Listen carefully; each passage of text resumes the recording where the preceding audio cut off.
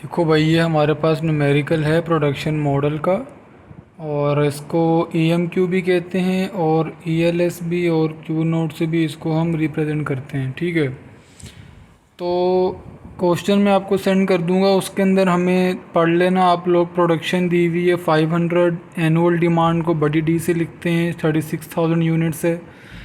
और setup cost जो है 150 है। होल्डिंग, हमें होल्डिंग रेट दिया हुआ है, कॉस्ट नहीं दी हुई।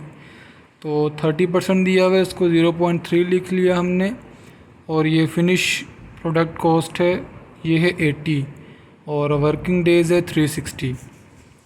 अब सबसे पहले उसने ए पार्ट में कहा है कि डेली डिमांड निकालो। तो डेली डिमांड का फॉर्मूला होता है annual demand divide by working days. तो सिंपल वैल्यूज पुट करो और डी इज़ इक्वल टू हमारे पास 100 यूनिट्स पर डे आ गया।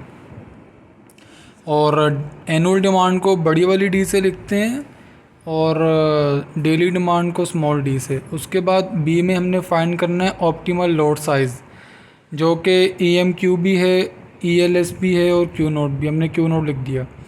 इसका फॉर्मूला है 2DS/H अंडर रूट और स्क्वायर रूट, फिर दोबारा स्क्वायर रूट है, उसके अंदर P/P माइनस डेली डिमांड है।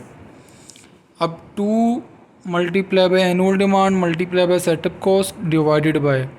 अब ज़रा ध्यान से देखना, अभी फॉर्मूले में सिर्फ H है।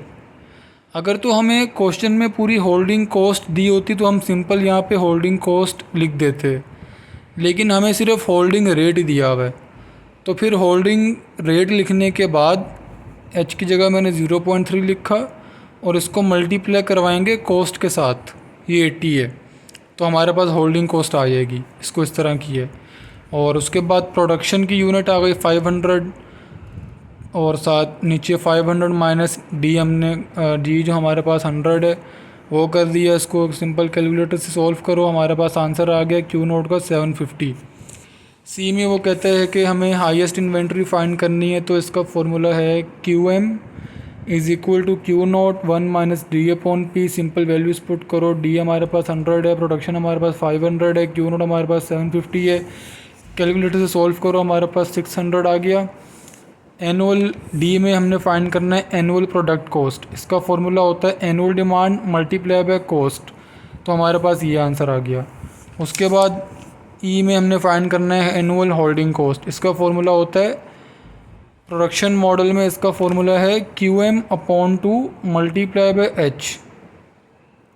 अब फिर से वही बात, होल्डिंग हमें रेट दिया हुआ है तो हमने 0.3 के साथ फिर इसको मल्टीप्लाई करवा दिया कॉस्ट के साथ। अगर होल्डिंग कॉस्ट होती फिर हम डायरेक्ट यहाँ पे होल्डिंग कॉस्ट लिख देते। और QM हमने निकाला 600 डिवाइड बाय 2 कर दिया। उसके बाद एनुअल होल्डिंग कॉस्ट आ गया। फिर हमने करना है एनुअल सेटअप कॉस्ट, जो कि जिसका फॉर्मूला है annual demand divide by Q note multiply S. Simple values put करो, आंसर आ जाएगा। उसके बाद जी में टोटल एनुअल इन्वेंट्री कॉस्ट, इसके अंदर annual product cost plus annual holding cost plus annual setup cost को प्लस कर दो, हमारे पास आ गया टोटल एनुअल इन्वेंट्री कॉस्ट। उसके बाद एच में हमने फाइंड करना है लेंथ ऑफ प्रोडक्शन, दूसरा नाम है इसका प्रोडक्शन टाइम पर लोट। तो इसका फॉर्मूला है Q0/P। क्यू नोट हमने क्या निकाला है 750, सही है। तो ये मैंने गलती से 0 एक्स्ट्रा लिख दिया यहाँ पे, ये 750 है। इसको डिवाइड करवाया 500 से, हमारे पास आ गया 1.5 लेंथ ऑफ प्रोडक्शन। उसके बाद आई में हमने फाइंड करना है length of each inventory cycle.